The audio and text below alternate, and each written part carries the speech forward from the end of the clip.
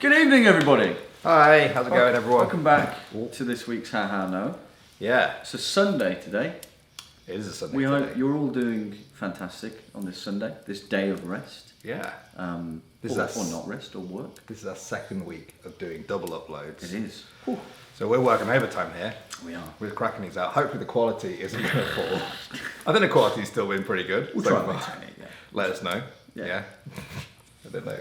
I think we're doing fine. I think we did great. I'm very excited Imagine for we your look- story yeah. this week. So Yeah, it is my story this week. So hopefully I'm going to keep the quality up.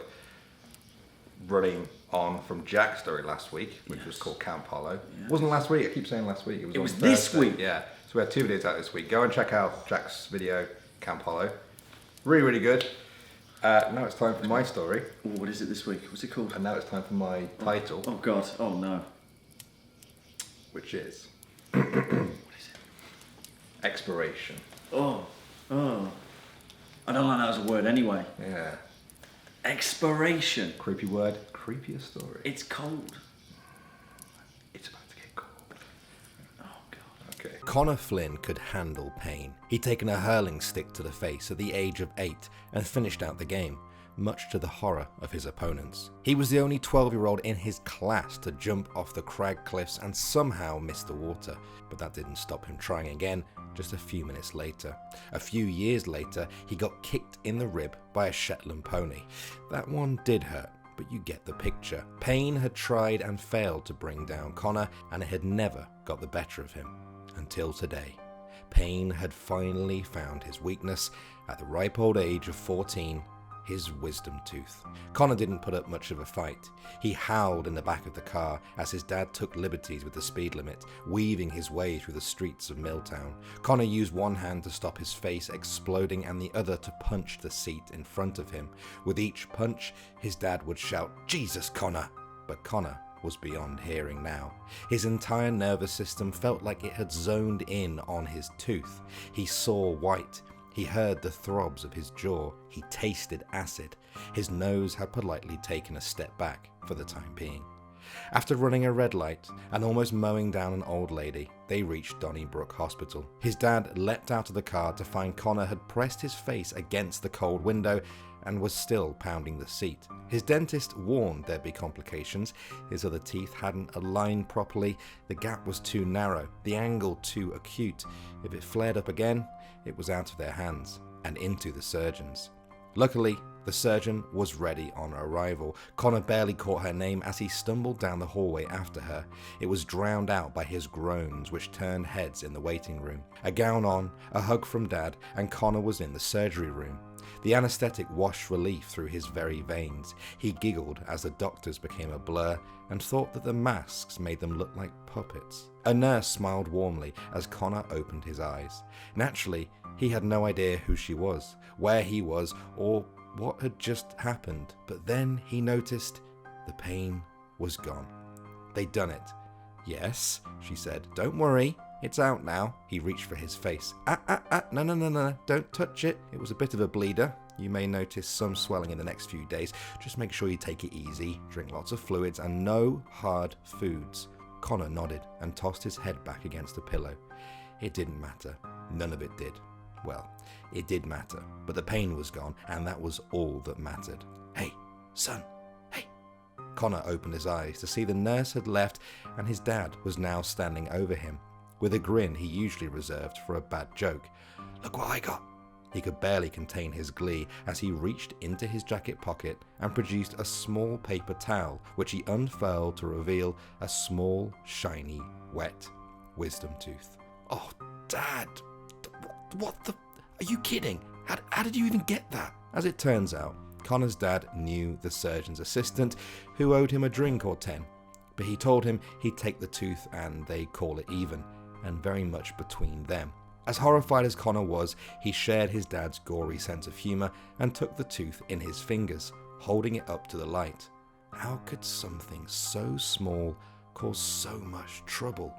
In bed that night, Connor was still transfixed with the tooth, spinning it slowly under the lamplight, wondering what he'd do with it. Perhaps it would be worth something one day. Perhaps not. Then his eye caught the bottom of it, right near the root. If it wasn't for the angle, he might have missed it. He reared his head to get a closer look, and what he saw almost made his heart stop right there. Etched into the very enamel in tiny but perfectly formed markings was a date, the 7th of September 2005. That wasn't just any date, that was today's date. His brain scrambled desperately for an explanation. Perhaps that was standard procedure at the hospital? Maybe they marked them to make sure there was no mix-up. No, that didn't make sense. Perhaps his dad did it to add to the effect. The writing was too small though. There was no way his dad would have the skill, the tools, or the energy to pull this one off. Despite how ridiculous these scenarios were, Connor had no other option but to assign them to this. It's not like they could stroll back into the hospital and ask. All he knew right now was that this tooth, which had sat in his gum for all those years, had today's date on it. As the years rolled by, Connor kept the tooth in a jar at the back of his wardrobe. He would take it out from time to time to check, and although it had faded slightly, the date was still very much there. His dad and the one friend he had showed it to had both laughed and didn't believe him, so Connor shelved it, both physically and metaphorically. The story might end there, a self-contained quantum quirk, were it not for one day at school when Connor was 17. He was finishing his woodwork project, a chair which probably couldn't support him, a C grade at best, but that was all that was needed. It was the final day, the final hour, in fact. It was the final leg piece he was cutting on the machine when a girl bumped into him. It all happened so quickly. His finger slipped forward and the blade sliced the tip clean off. There wasn't even any blood, for the first few seconds at least. Then the sawdust turned crimson. He swore like a sailor. The teacher picked up the fingertip from the floor and packed it with ice. Connor held it in the ambulance, and through the ice pack and with tears in his eyes, he saw in oozing flesh a perfectly white, perfectly formed, and perfectly written date. Today's date, the 6th of April, 2008. It was the last thing he saw before he lost consciousness. The surgeons couldn't save the tip, and Connor was left with a scar, an ever-deepening mystery, and not even the proof to show others. At 25, Connor was skiing with friends in the French Alps. They'd been told by their guide to not hit the slopes that day. A storm was coming in the afternoon, and they'd be dead if they were caught in it. They discussed the likelihood of this, that they only had one day left, and the fact that the guide did say afternoon, they'd surely be alright for the morning. One slope ran into the next. They were spurred on by how empty they were. As other groups headed back and the clouds loomed overhead, Connor suggested they follow suit, but it's hard to be heard in the wind. Before he knew it, they were nowhere. Well, somewhere, but not anywhere they could see. The storm had reduced their visibility to the point where they could only see the ground. The small ramps gave way to a forest floor, pine-covered snow that climbed to their knees. Within minutes, the temperature had plummeted. They huddled together desperately for warmth, but the only relief Connor found was a numbness as he felt his limbs succumb to the storm. By the time they were rescued, one of the group had fallen into a coma. Connor had fared better, but not by much. The doctors told him the frostbite on his left big toe was beyond repair. He stared at the toe in the gloomy hospital light, angry at himself for not speaking up sooner. The toe had turned from a deep purple to black, peeling away as it did. Connor pulled one piece of dead skin to reveal today's date, the 4th of May, 2016. His heart pounded. There was no ignoring it any longer. Whatever this was, whatever foul magic of life or death, he knew he had to get to the bottom of this. And try he did.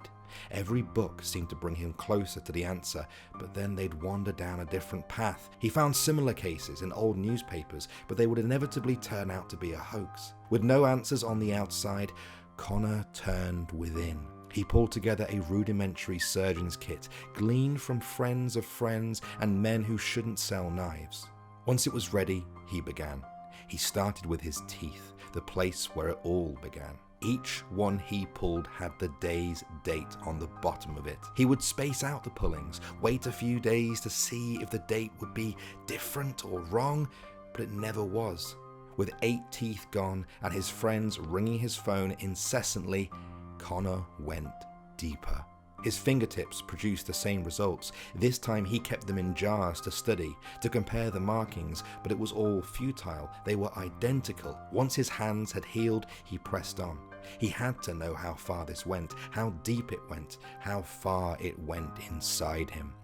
He read the medical journals. In 1961, Leonid Rogozov removed his own kidney when he fell seriously ill on an Antarctic expedition. He kept a gruesome account of the whole process, from incision to stitches, and Connor took it as his handbook, his guide to solving the mystery, a cure for the insanity that now gripped him.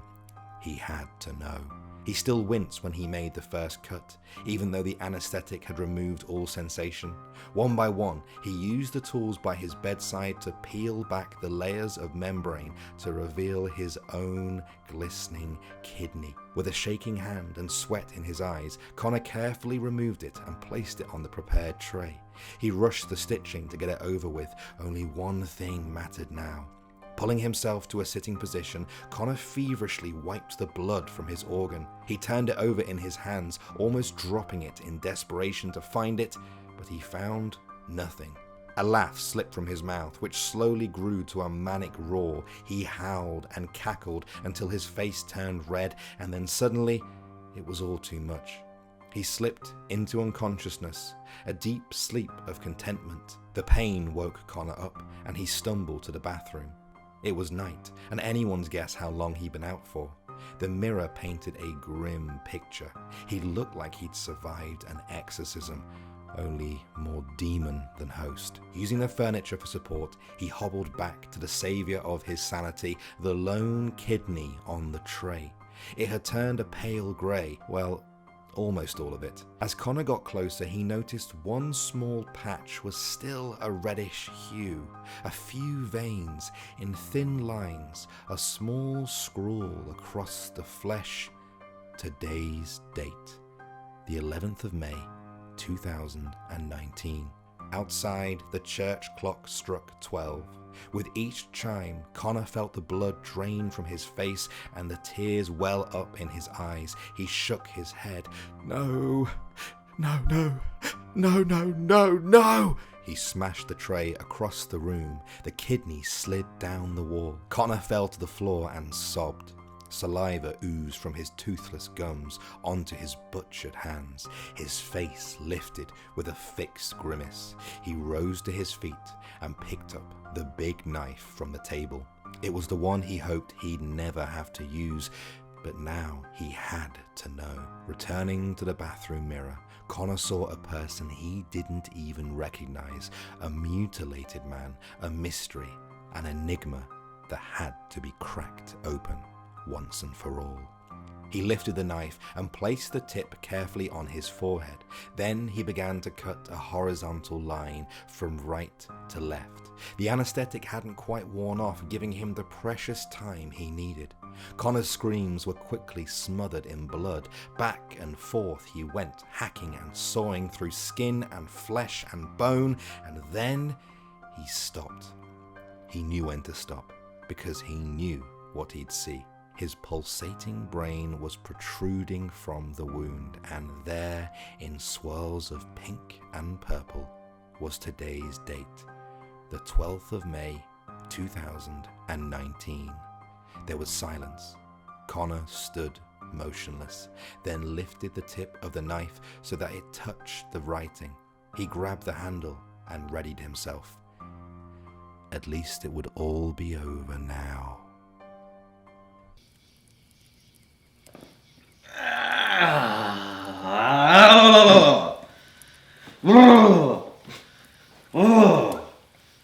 That was a horror movie. That was an actual horror movie, wasn't it? That was an actual horror movie. That was fantastic. It was a train wreck. The whole thing was a train wreck. It was grim. The whole thing was a train wreck. It was like watching it in slow motion. I'm not sure whether I don't know whether I've dreamt this, but there's a similar short story that I read years and years ago about a doctor who becomes addicted to pain. Right. Like completely addicted. And it's not it's not as well constructed at like A to B as that. Like he gets really sick, like sick. Yeah. I don't want to go too far. Yeah, no. That was a lot more as far as removing your own organs can be tactful. That was more tactful. Tasteful mutilation. But That's what I'm all about. Yeah, but it's good. Tasteful mutilation. But I don't know. There's something that's just so wrong about that like really strikes a chord with me. You know. But again, it makes sense because the way that you slowly peeled back Connor's own psychosis, there are two lenses to that story. Connor was a human being that had all of his body parts stamped and dated with an expiration date, which is horrifying, or he had a mental affliction that made him think that he had that, which is equally horrifying. You know, I'm not sure which one's more horrifying. I like both of them. But that's the mark of a good horror story. Again, my good man Daniel Burke, that was fantastic.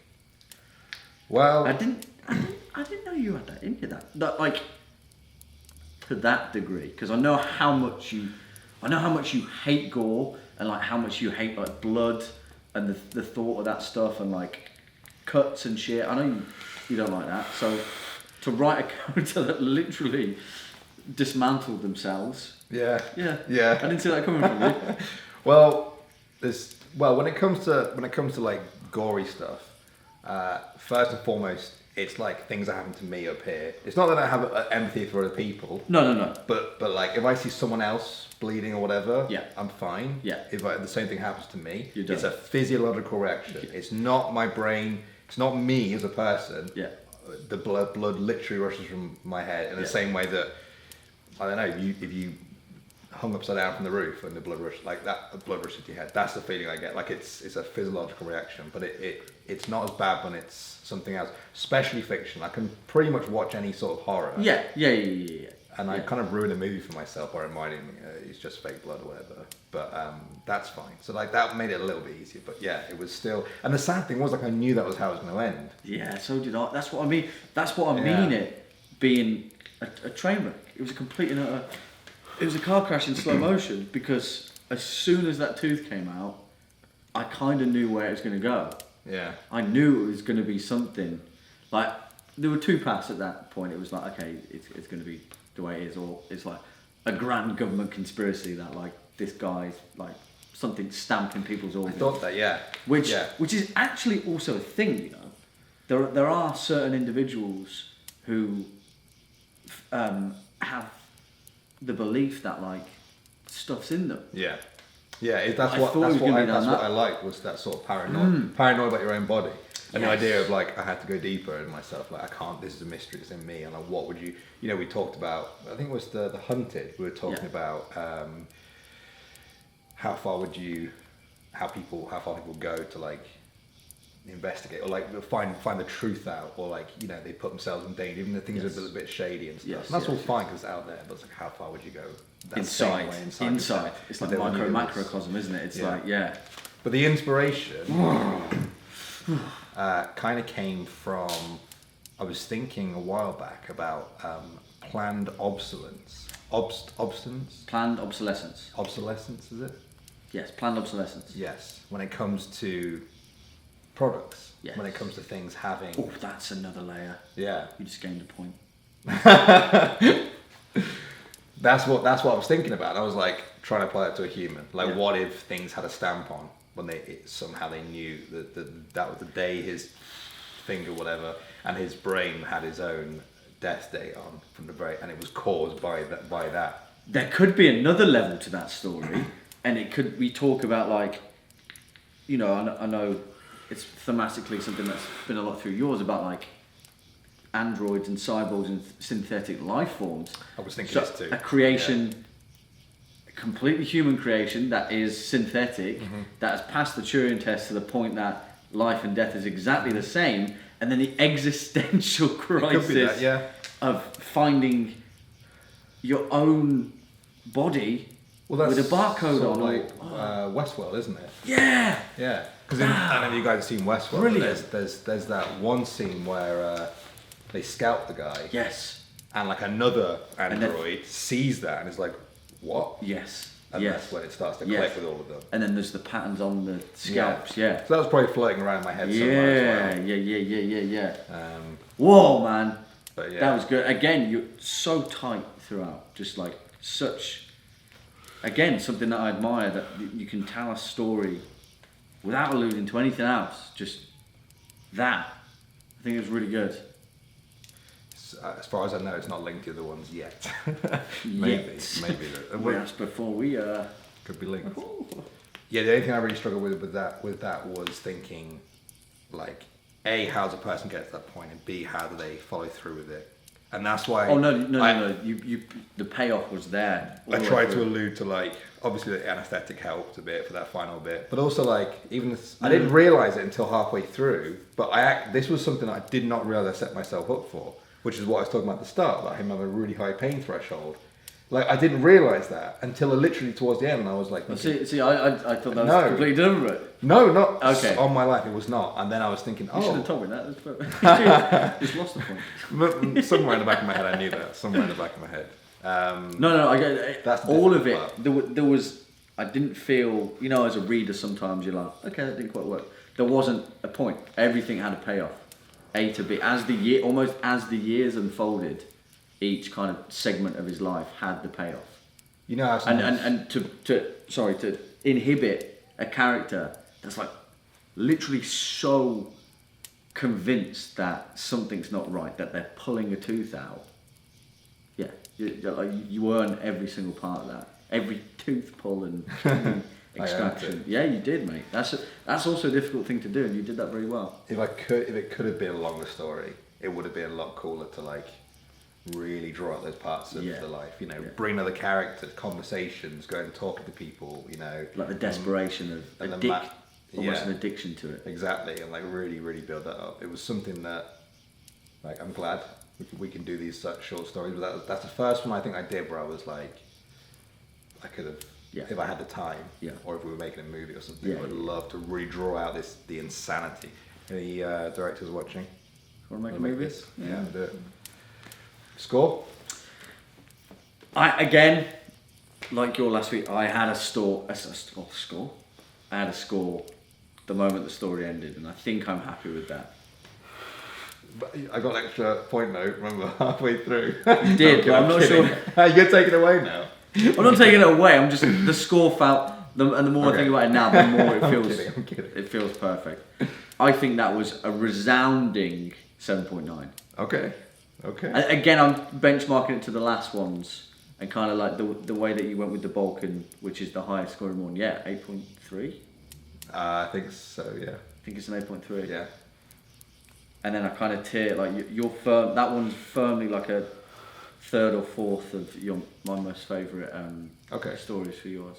Good. Yeah. For me, it felt a little bit like Simon Says. Yeah. In the sense that it's just like, oh, it's a cool idea. I had to put it into a story. Yes. There wasn't much more to it. I just wanted to write like. You're good at that, at like very clear conceptions. Like I could see almost see what the bones of that story were, without even knowing the rest of the story. Do you know what I mean? Yeah. It very clearly came from an idea, and the idea was, how terrifying would it be if you found that your organs had time date stamps on? Yeah. And that's horrifying. As a concept of horror, that's horrifying. Well, it's great because like having an idea, having it come from like a what if question is great because it's sort of already planned out like that. Yeah. But I guess that to really get higher scores, it has to be more. It has to be more than that. It has to sort of like go beyond that. Do you know what I mean? Yeah. I felt like I was closing on a really good point. You're not happy with you? No. I'm agreeing. I'm saying that it's a blessing. It's a blessing and a curse having a very concise idea, because it's a concise idea and you can do it as well as you can. Yeah. But it's always going to be a well done, concise idea. Exactly. To get there, which is I felt were the strengths of it. Yeah. But yeah. And I think if we really want to do you know, I'm sure that the first time we do 9s or even 10s, whatever, there'd be something about that will be like bigger than the story itself. Yeah. You know, Yeah. and it's what we keep talking about. But yeah. Wow, that was a serious conversation, wasn't it? Yeah. Hope you guys enjoyed it. Hope you guys aren't too bummed out. Hope none of you fainted or turned the video off. I really hope you didn't. Yeah, 'cause I feel like that's a fainter, that one. Yeah. I know. Maybe if I'd heard that story when I was a teenager, You would have got you. Yeah, I might have been able to. Polani style. Yeah. Yeah. I don't think I could see it through, but well done if you did. Good job. Make sure you like and subscribe to the video. If you have any Chuck Like Palahniuk us. X stories that you'd like us to read, please send it to this email address, hahaohnostories@gmail.com, and we'll be reading it out in our next live stream, which after this video you would have, it's been a week since our live stream. Yeah. Yeah. So we hope you enjoyed that. We'll let you know when the next one is. Yeah.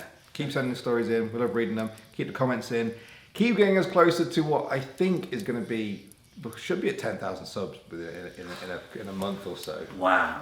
From when this video goes out. Hopefully. Ooh. Fingers crossed. So keep sharing the Thank you so much, sharing the guys. channel with everyone you know, with your mum, Your mum, your dad, your nan, your gran. your dog, Your nan? Your gran? your nan, Same and person. your, well, unless Oh, you couldn't have nan and your gran. yeah.